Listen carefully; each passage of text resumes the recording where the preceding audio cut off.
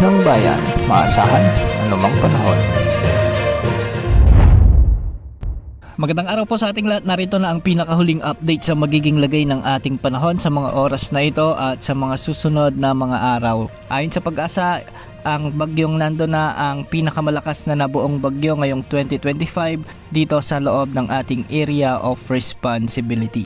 Para naman sa lagay ng ating panahon, makakaranas na ng mabagyong panahon ang malaking bahagi ng mainland Cagayan kasama ng Babuyan Islands, Isabela, Batanes, Ilocos Norte, Ilocos Sur, Apayao, Abra, Kalinga at Mountain Province. Dulot ito ng Super Typhoon Nando, kaya posible ang banta ng mga pagbaha at pagguho ng lupa, lalo na kung may mga umiiral na malalakas at minsan ay matitinding pag-ulan. May mga pag-ulan at pagbugso ng hangin na rin ang mararanasan sa Nueva Vizcaya, Quirino, Zambales, Tarlac, Nueva Ecija, Pampanga, Bulacan, Quezon Province, La Union, Pangasinan, Ifugao at Benguet.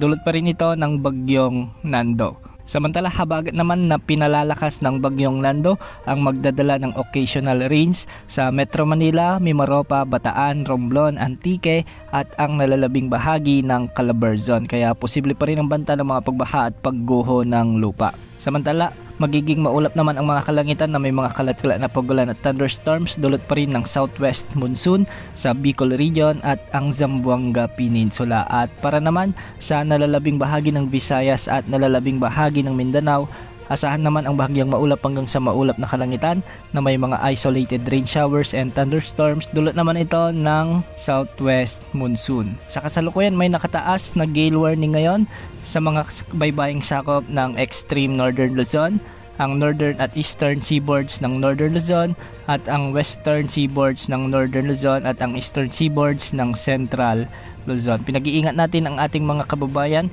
lalo na yung mga pumapalaot, na kung maaari ay iwasan muna dahil napakadelikado ng mga pag-alon sa ating mga karagatan. Base sa latest forecast track na inilabas ng Pag-asa, mapapanatili ng bagyong Nando ang kanyang lakas bilang super typhoon category habang ito ay papalapit at habang ito ay dumadaan sa pagitan ng Babuyan Island at Batanes Islands. Inaasahang makakalabas na ng ating area of responsibility ang bagyong Nando sa araw ng Martes bilang napakalakas na bagyo pa rin o isa pa ring super typhoon category. Antabayan na ng mga susunod na updates ukol sa bagyong Nando na may international name na Ragasa. Yan mo ng latest sa lagay ng panahon.